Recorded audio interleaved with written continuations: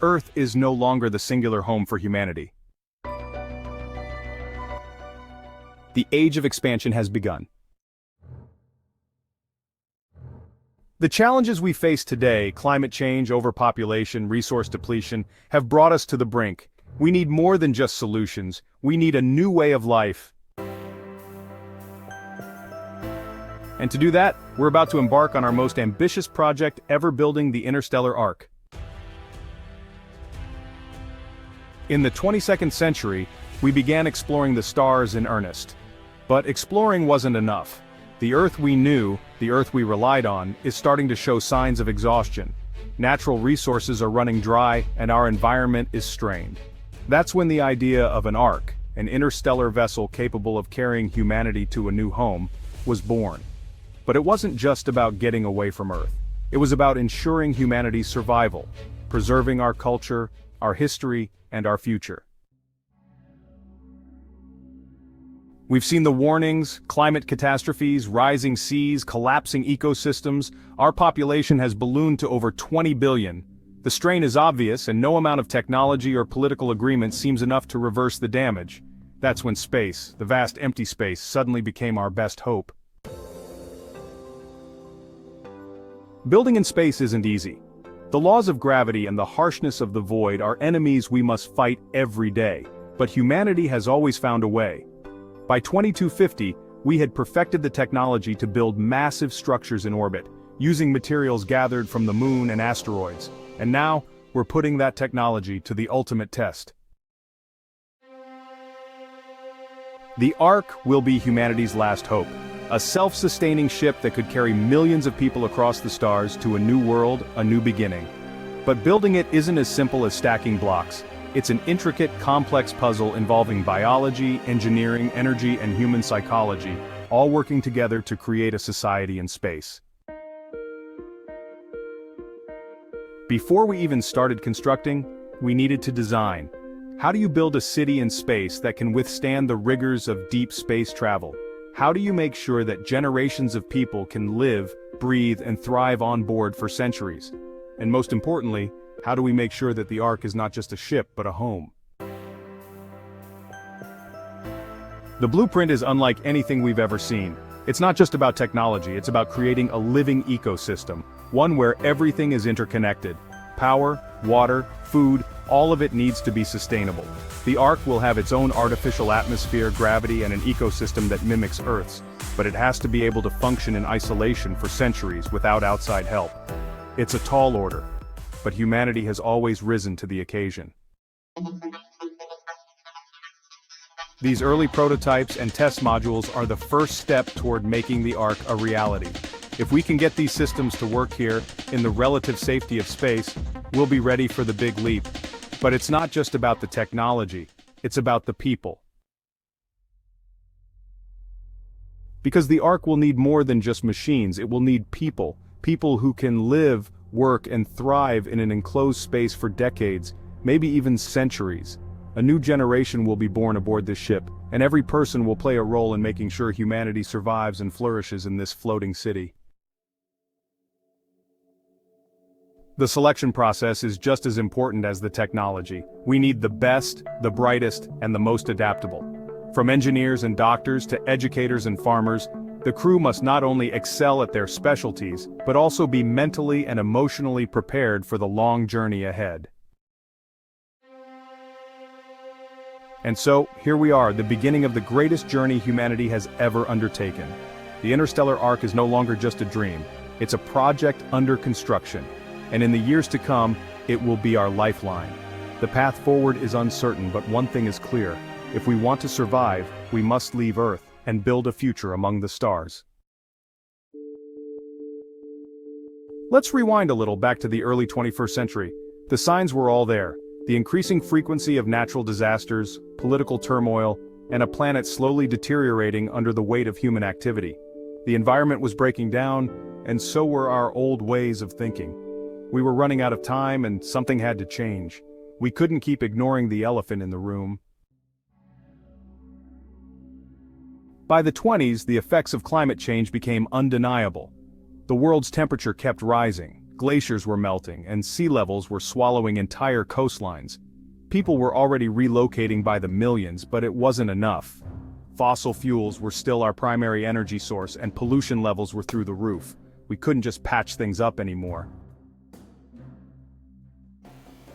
The world's leaders met, debated, and argued, but despite their best efforts, global cooperation was a patchwork at best. Wars broke out over resources. The gap between the rich and the poor widened. Entire regions faced famine, while others hoarded what remained of the planet's resources. Earth was becoming a pressure cooker.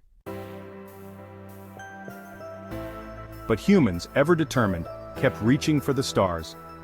Space exploration, which had started in the 20th century, became more than just a curiosity, it became a necessity. We realized that if we were going to survive, we needed to diversify. And so, missions to the Moon, Mars, and beyond became a priority. By the 22nd century, we had a foothold in space. Mars was colonized, and we began building massive space stations that orbited the Earth. For the first time, humanity had the technology to leave Earth's atmosphere permanently. But the question remained, could we create a new world out there? Could we start over? And that's where the idea of the Ark was born. Imagine a ship so massive it could carry entire cities, ecosystems, and generations of humans across light years of space. A self-sustaining vessel that could keep its passengers alive for centuries, until we found a new world to call home. The challenge wasn't just about building something that could float in space, it was about creating an entirely new way of life. Designing the Ark wasn't just an engineering feat, it was a philosophical one. What does it mean to live in a contained environment for centuries? How do we build a society that can function, thrive, and evolve in the void of space, far from the Earth that gave us life? These were the questions on the table as the Ark project began to take shape. One of the biggest hurdles was creating a self-sustaining ecosystem. Earth's ecosystems are incredibly complex. From the air we breathe to the food we eat, everything depends on a delicate balance of systems. How do we replicate that in space? And how do we ensure that it remains stable for the generations who will call the Ark home? That's where new technologies came in. Hydroponics, aquaponics, vertical farming. These innovations allowed us to think about food production in a completely new way. The Ark would need to be its own farm, its own water system, its own power grid. There could be no room for error. And speaking of power, energy was another key component. On Earth, we rely on fossil fuels and renewable sources like solar and wind, but out in space it's a whole different ballgame. The Ark would be powered by advanced fusion reactors, giving it the energy needed to run life support systems, propulsion, and everything else that makes a living, breathing ship. But perhaps the most challenging aspect was the human factor. Life aboard the Ark wouldn't just be about technology and resources, it would be about people. The mental and emotional toll of living in isolation, away from Earth, would be unlike anything humanity had ever experienced. Imagine generations born, living, and dying without ever seeing the planet that gave birth to them. Psychologists were brought in early on to design the perfect environment for long-term human habitation. They studied the effects of isolation on the human mind, looking for ways to minimize conflict, stress, and depression. Social dynamics would play a crucial role in making sure that the Ark remained a functional society, where people could work together for the greater good. To ensure the Ark's success, every crew member had to be selected not just for their expertise, but for their ability to live and work in harmony with others. The Ark wasn't just a spaceship, it was a floating society, and every individual would need to contribute to its success. By the 2250s, the project had gained traction. The Ark was no longer just a concept, it was a mission, one that would take humanity beyond the confines of Earth and into the stars. But that's only the beginning. We had to build it, we had to prepare, and we had to get ready for the long journey ahead, because once we left Earth, there would be no turning back. Designing the Ark wasn't just about creating something that could float in space. It was about creating a self-sustaining world, one that could function for centuries, even millennia. This was a massive undertaking. We're talking about a vessel capable of carrying millions of people, entire ecosystems, and all the necessary resources for survival. It had to be a city, a farm, a factory, and a spaceship, all rolled into one. The first step was figuring out the layout. How would everything fit together? Where would people live? Where would we grow food, produce energy, and store water? And how do we ensure all these systems work in harmony, despite being hundreds of millions of miles away from Earth? One of the most important aspects was dividing the Ark into distinct zones. We had to think about safety, accessibility, and functionality. There would be living quarters for the crew, of course, but also areas for food production, medical facilities, education, and recreation. The Ark would essentially be a closed-loop system, meaning everything needed for human survival would have to be produced and recycled within the ship itself. Creating a self-sustaining system meant developing something called closed-loop ecology. This is where the Ark would be a miniature version of Earth, with plants, animals, and even microbes all working together to maintain a balanced environment. It wasn't just about recycling air and water, it was about creating a space where everything worked together to keep people alive. Next, we had to consider the materials. The Ark needed to be lightweight, durable, and resistant to the extreme conditions of space. We couldn't rely on traditional construction methods. Instead, we used advanced materials like carbon nanotubes, lightweight alloys, and self-healing fabrics to ensure that the Ark would hold up over time. After all, this ship needed to withstand everything space could throw at it: radiation, micrometeoroid impacts, and the endless vacuum of the... One of the biggest challenges, of course, was propulsion. The Ark wasn't just going to float out in space, it had to travel. And we needed a system capable of propelling it across vast distances, possibly even between star systems. That meant we had to rethink traditional space travel entirely. By 2250 we had developed several options for deep space travel: nuclear fusion engines, antimatter propulsion, and even light sail technology, all of which would be tested before we could make a final choice. Nuclear fusion was the front-runner. Unlike conventional rocket engines, fusion reactors could provide continuous, long-term propulsion using the same process that powers the sun.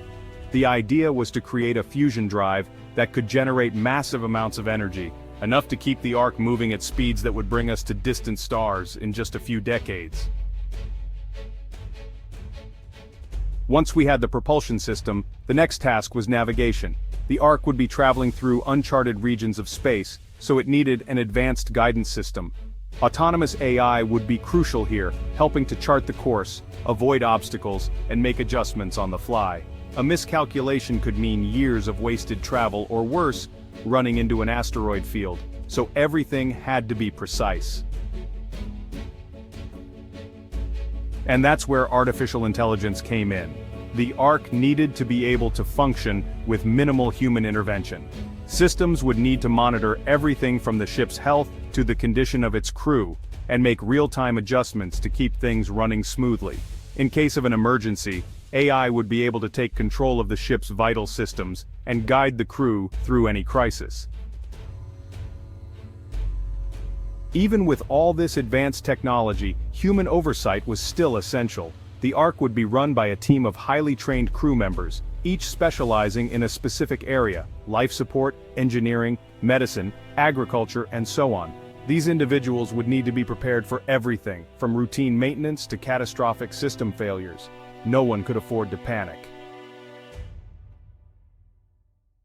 Another critical design element was artificial gravity.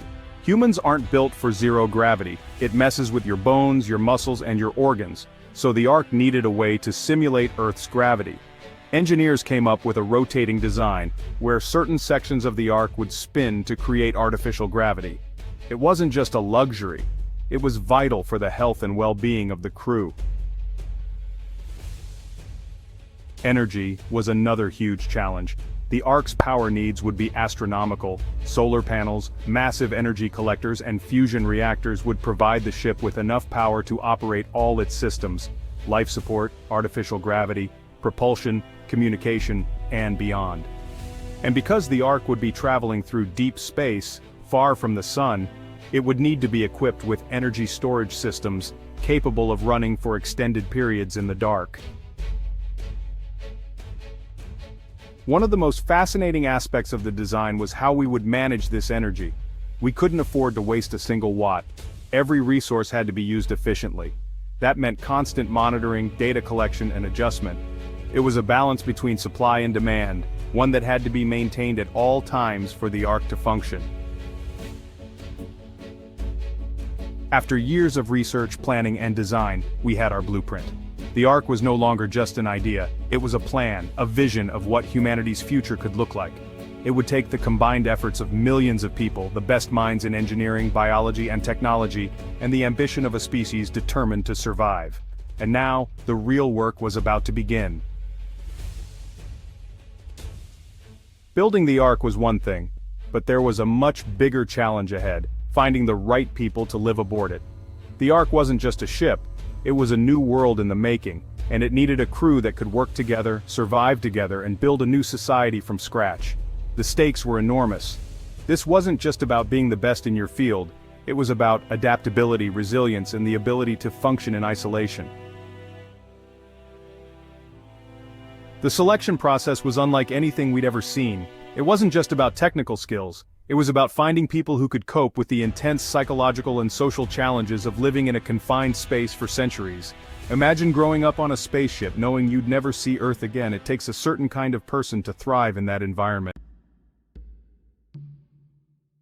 And even though the crew was on board, it wasn't just people running the show.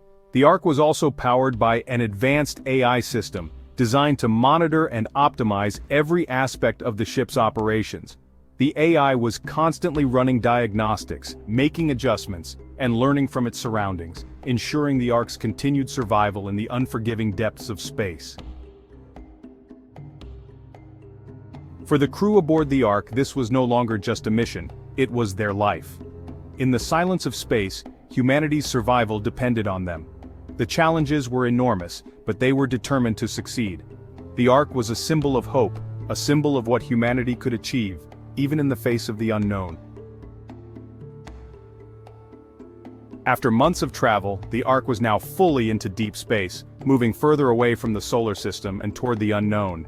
But even though the ship was functioning smoothly, and the crew was adjusting to life aboard, there was still a huge question looming: where were they going? The Ark's mission wasn't just about survival, it was about finding a new home, a new Earth. But in the vastness of space, that task seemed insurmountable. Back on board, the Ark's crew was focused on the first real challenge of their journey: finding a habitable planet. A new home wasn't just a place to land, it was a place where they could rebuild civilization, start a new chapter, and give humanity a second chance. The science team worked tirelessly, scanning distant star systems, searching for exoplanets, planets orbiting stars outside our solar system that could potentially support human life. They weren't looking for just any planet, it had to be in the Goldilocks zone, the habitable zone where temperatures were just right for liquid water to exist. It had to have an atmosphere with the right gases to support life, and it had to have a stable environment. It was like searching for a needle in a haystack. The universe is vast, and the chances of finding a planet that checked all the boxes were slim. Every potential planet had to be rigorously tested. They had to assess its distance from its star. Too close and it would be too hot, too far and it would be too cold. They also tested the planet's atmosphere.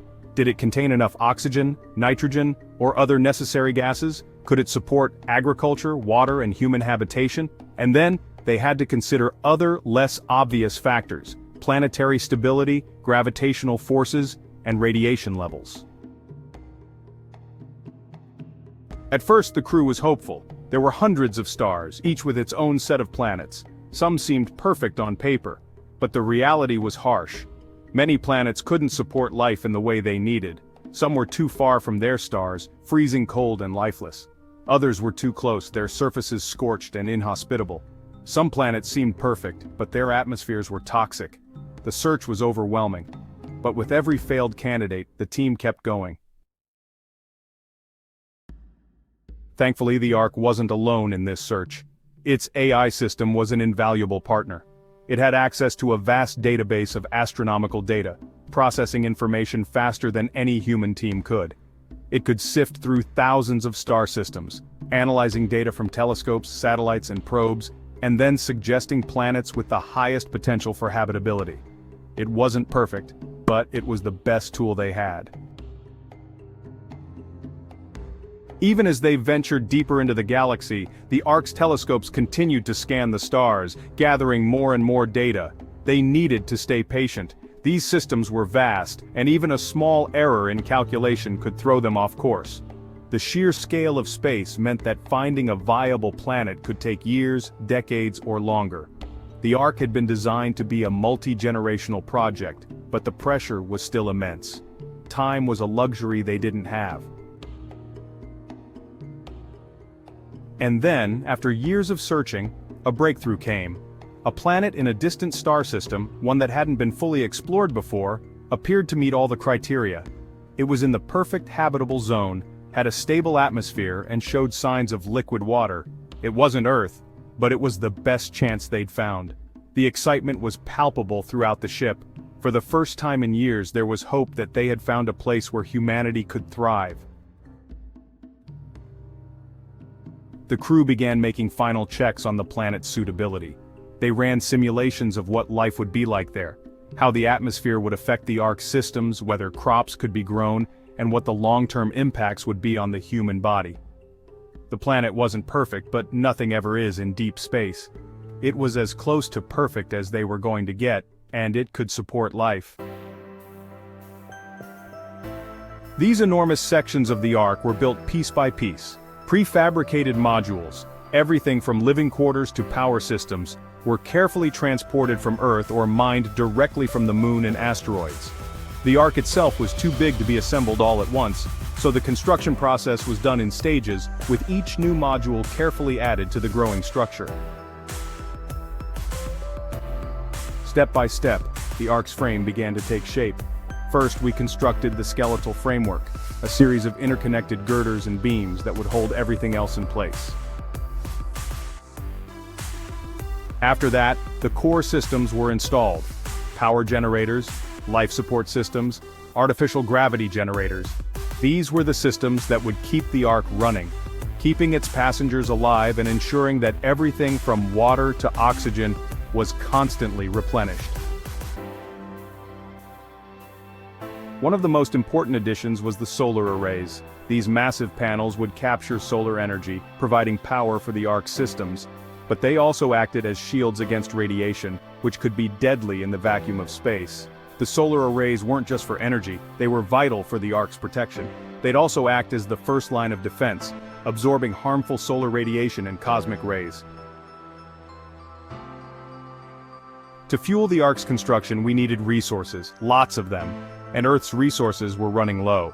So we turned to the Moon, and even to asteroids, to mine the materials we needed. Mining in space wasn't easy. The process of extracting raw materials and turning them into usable products was complex and time-consuming, but the alternative was unthinkable. The Ark needed these materials to survive. We couldn't afford to wait.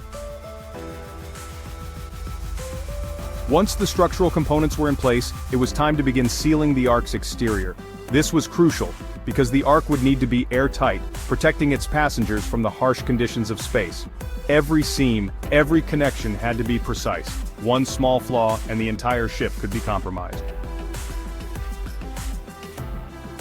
And that's where the astronauts came in.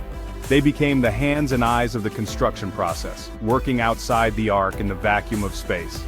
The spacewalks were incredibly dangerous, with risks of injury, exposure to radiation, and micrometeoroid strikes. But these astronauts were crucial. They checked the integrity of the ship's hull, made adjustments, and ensured that the Ark was coming together as planned.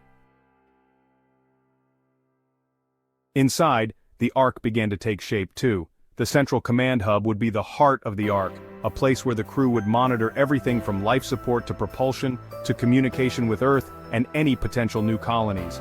It would be the center of operations where decisions would be made, and where every aspect of the Ark's journey would be managed. Once the core systems were in place, we focused on the Ark's different zones. Living quarters were designed to house thousands of people in comfort, with spaces for families, individuals, and crew members. Research labs would ensure that the Ark's mission was constantly evolving, keeping the ship and its passengers safe. Farms and medical bays would keep people fed and healthy, and of course we couldn't forget about recreation. After all, life aboard the Ark was going to be long, and we needed to ensure that the crew could maintain their mental health. Once the Ark began to take shape, it underwent rigorous testing. Could the life support systems hold up over time? Could the artificial gravity generators work without fail? Would the Ark survive the long journey across deep space? These weren't just hypothetical questions. We had to make sure the Ark was ready for the unimaginable. Every system was put through its paces. From the artificial gravity to the environmental controls, we ran simulations of daily life aboard the Ark. We tested everything, from the psychological effects of long-term space travel to the ability of the food and water systems to sustain millions of people over generations. It was a way to find potential flaws before they could become catastrophic problems. After years of construction, testing, and refinement, the Ark was finally ready. It had survived the most rigorous engineering challenges that humanity had ever faced, and now, the moment had arrived. With the crew on board, the engines fired up, and the Ark began its journey into the unknown, leaving Earth behind for the last time. The day the Ark finally left Earth's orbit was nothing short of historic. After decades of planning, constructing, and testing, we were about to enter a new chapter of human existence. The engines hummed to life as the Ark began its long journey into deep space, leaving behind the only home humanity had ever known. For the crew, the moment was a mixture of excitement and unease. They were leaving everything they knew, friends, family, the planet they had called home, for an uncertain future. But they were also pioneers, venturing into the unknown, carrying the hopes and dreams of all humanity with them. Every individual on board had a role to play, a part to take in this grand journey, but no one knew exactly what lay ahead. As Earth became smaller and smaller, there was a strange sense of loss.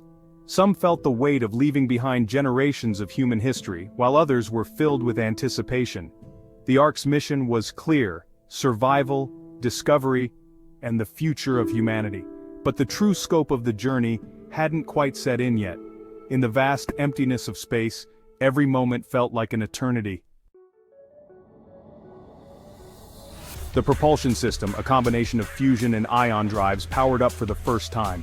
The Ark began its slow, deliberate push toward the stars. With each thrust of the engines, the crew felt the weight of the unknown pressing in. The journey was going to take years, maybe even centuries, depending on where they were headed. There was no turning back now. Inside the Ark, the crew was already hard at work. They weren't just passengers, they were operators, engineers, scientists, and caretakers. It was a delicate balance, keeping the ship running smoothly while managing the complexities of life aboard. The Ark was a living, breathing organism, and every action taken aboard it would have an impact on its journey. Life support systems were the first priority. The Ark was designed to be self-sustaining, but that didn't mean things would run perfectly from the start. These systems, air filtration, water recycling, temperature regulation, were critical to the crew's survival. The Ark's systems were constantly monitored, tested, and recalibrated to ensure they could handle the long journey ahead. Any malfunction could be catastrophic. Artificial gravity was another challenge. Although the Ark's rotating sections simulated gravity, there was still a learning curve for the crew. Moving around in artificial gravity wasn't quite like being on Earth. The effects on the body were subtle but important. Muscle atrophy, bone loss, and the psychological effects of long-term isolation meant that physical health had to be closely monitored. Crew members took part in regular exercise routines to stay fit and maintain their health. One of the most critical experiments aboard the Ark was the cultivation of food. Farming in space wasn't just about growing vegetables in hydroponic tanks. It was about creating a closed-loop system where food production, waste recycling, and resource management worked together. In the controlled environments of the Ark's farming modules, crops were grown, tested, and adapted to thrive in space. It was a complex process that required constant adjustment. With the long journey ahead, recreation and mental well-being were just as important as food and water. The Ark had spaces dedicated to entertainment, relaxation, and social interaction. Families were able to spend time together, kids were able to play, and the crew members could take breaks from their demanding tasks. But even in these spaces, the feeling of isolation was ever present. No one could escape the reality that they were light years away from Earth. The Ark wasn't just a home, it was a research vessel. Scientists on board were tasked with understanding the mysteries of deep space. They studied cosmic radiation, dark matter, and the potential for life beyond Earth. They also examined the effects of long-term space travel on the human body and mind. The journey was a perfect laboratory to test how we might survive and adapt to life on other planets. As the Ark moved further away from Earth, the stars seemed to grow larger, but the distance between them remained endless. The vastness of space was humbling. But in this isolation, there was also wonder. The crew had embarked on a journey of discovery, not just about the universe but about themselves, their ability to adapt, and the future of humanity. There was so much to learn, so much to discover, and so much at stake. After weeks of travel, the Ark passed the boundary of our solar system. Earth, the moon, and the planets became distant memories. The crew watched as the familiar stars faded, replaced by unfamiliar constellations and endless darkness. They were truly on their own now. The journey had begun in earnest, with no turning back, no safety net, and no guarantee of success. As the days turned into weeks and weeks into months, the crew continued their work, adjusting to the reality of life aboard the Ark. Each crew member kept a log, documenting their thoughts, observations, and experiences. They had become not just the caretakers of the Ark, but the keepers of a new chapter in human. Psychologists played a huge role in the selection process. They worked alongside geneticists, sociologists, and even philosophers, figuring out the kind of mental makeup needed for Ark crew members. Personality tests, stress simulations, and teamwork challenges were just the beginning. The Ark wasn't just a journey, it was a test of human endurance, not just physically, but emotionally and socially. Physical fitness was just as important. Life aboard the Ark would require crew members to be in top physical condition. Without gravity for long periods of time, the body deteriorates, muscle mass weakens, bones lose density. So, physical training was essential for every crew member. But it wasn't just about muscle, it was about maintaining bone health, cardiovascular fitness, and being able to perform in the unique conditions of space. And then came the simulations. In zero gravity, in confined spaces, with systems failing and emergencies erupting, the Ark crew had to be ready for anything. Whether it was a medical crisis, a system breakdown, or a social conflict, they had to be prepared to think on their feet and make life or death decisions in a high-pressure environment. Every action on the Ark could affect the entire crew, and they couldn't afford mistakes. Every role aboard the Ark was crucial. We needed doctors to care for the crew's health, engineers to maintain the systems, farmers to grow the food, and educators to teach the children born on board. The Ark was going to be a self-sustaining society, so we needed every field of expertise, from biology to agriculture to communication to governance. It was a mix of skills and disciplines, all working together toward the same goal: survival. Conflict resolution was another major focus. In a space as confined as the Ark, tensions were bound to arise. People would be living side by side for generations with no chance of escape. So we put a heavy emphasis on communication, teamwork, and leadership. Crew members were taught how to navigate interpersonal challenges, resolve disputes, and foster a sense of unity in the face of adversity. It wasn't just about surviving, it was about building a community. Life on the Ark wasn't just about work, it was about family. For the crew, this would become home, and some would even raise children aboard the ship. Education was a top priority.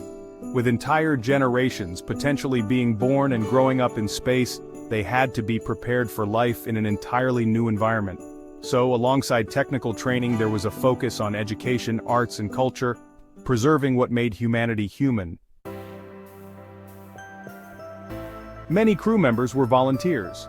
Some were inspired by a desire to explore, some by a sense of duty to ensure humanity's survival, and some were just searching for a purpose in a world that had changed so much. But one thing was certain, each of them believed in the mission. They knew that the Ark wasn't just a project, it was a once-in-a-lifetime opportunity to shape the future of humanity.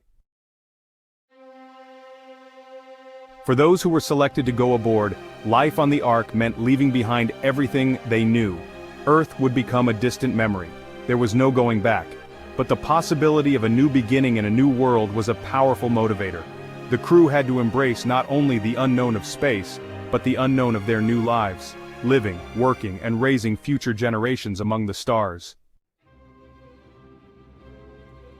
After years of testing, training, and selection, the final crew was chosen. The Ark would be filled with humanity's best and brightest, individuals who had passed the mental, physical, and emotional tests of space travel. They were the pioneers of a new era, the ones who would carry the torch forward, ensuring that humanity's legacy would live on, no matter where the Ark landed.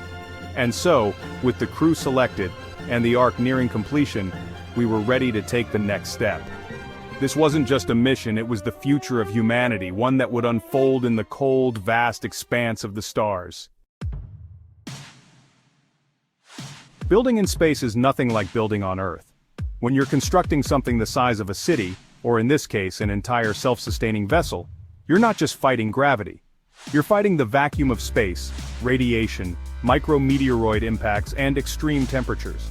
The challenges of construction in space were unlike anything humanity had faced before. The first step in building the Ark was setting up the construction infrastructure. Space stations orbiting Earth would serve as the staging areas, providing a place to assemble the Ark's components. Large robotic arms, automated drones, and even humans working in spacesuits would carry out the assembly, all under the watchful eye of mission control. With the data in hand, the crew prepared to send a message back to Earth, announcing their discovery. It was a monumental moment. After so much uncertainty, after so many failures, they had finally found a place that could serve as a new home. Earth wasn't the only option anymore. This planet, located light years away, would be their new beginning. The Ark adjusted its course, its massive engines firing once again as it began to head toward its new destination. The crew was nervous, but filled with anticipation. They knew that the journey wasn't over, but this new path held a promise of a future of life and of a new chapter for humanity. The Ark's mission had shifted. It wasn't just about survival now, it was about hope. A chance for humanity to start over, to rebuild, and to thrive once more. As the ship continued its journey toward the new planet, the crew could feel the weight of their responsibility. After all, they weren't just looking for a new home for themselves. They were creating a future for all of humanity. After years of travel, months of anticipation, and countless challenges, the Ark finally entered the orbit of its new home. There it was, unlike Earth in many ways, but still beautiful in its own right. A world waiting to be explored, to be cultivated, and to be transformed into humanity's next chance at survival. The moment had arrived. The journey from the familiar was over, and now they were on the edge of something brand new. As the Ark approached the planet, the crew went into full preparation mode. The landing was just the first step. Everything on the Ark had been built with this moment in mind, but the crew knew it wouldn't be easy. They were about to enter an alien environment with its own set of risks, unknowns, and potential dangers. Nothing could truly prepare them for the new challenges they were about to face. The Ark's descent was slow, deliberate. They needed to make sure that everything went according to plan. The planet was unlike Earth in many ways. It had a different gravity, a different atmosphere, and different resources. They weren't landing in a familiar world but in a strange new land where they would have to start from scratch. The systems on board were all set to go, but this was a whole new kind of challenge. And then, the Ark touched down. The rumble of the ship's landing reverberated through the hull. For a moment there was silence, then a roar of relief. The mission had been successful, they had made it. The Ark had landed on a new world, and humanity was about to take its first steps beyond Earth. But this wasn't the end, it was just the beginning. The first step off the Ark wasn't just symbolic, it was necessary. The astronauts would be the first to explore, to test the planet's surface, and to ensure that it was safe for human habitation. They couldn't just rely on sensors or scans, they had to feel the planet's soil, test the air, and make sure that their new home was truly ready. As the airlock doors opened, the first astronauts stepped outside. The planet's surface was an unfamiliar terrain, and with each step they took, they left their mark. The dust, the soil, it was like nothing they'd ever experienced. There were no green fields or towering trees like on Earth, but the land was still full of potential.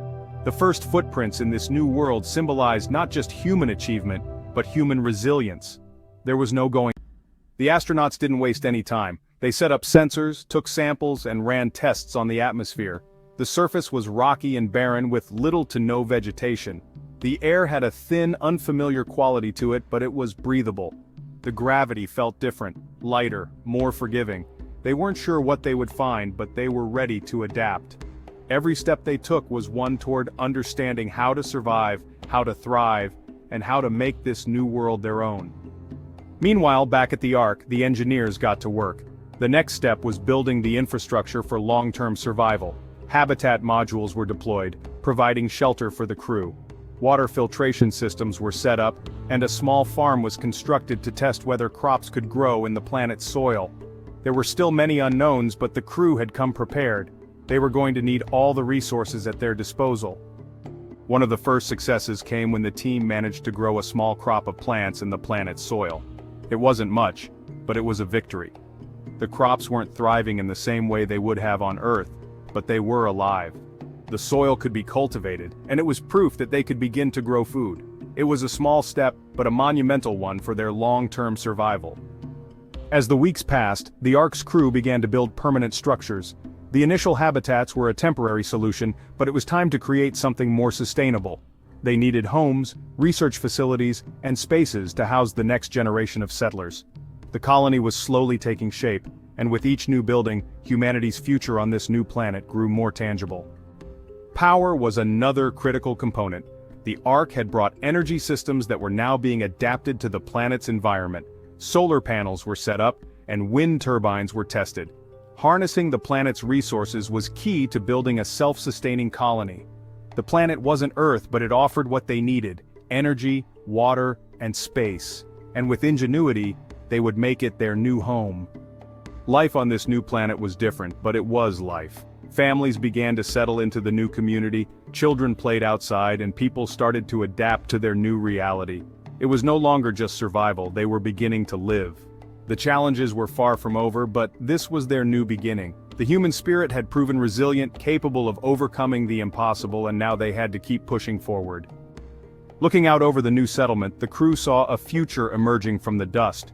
It wasn't just about surviving on this alien world, it was about building something. A new society, a new culture, a new legacy. Humanity's journey had taken them far from Earth, but this was just the beginning. They had found their new home, and they were going to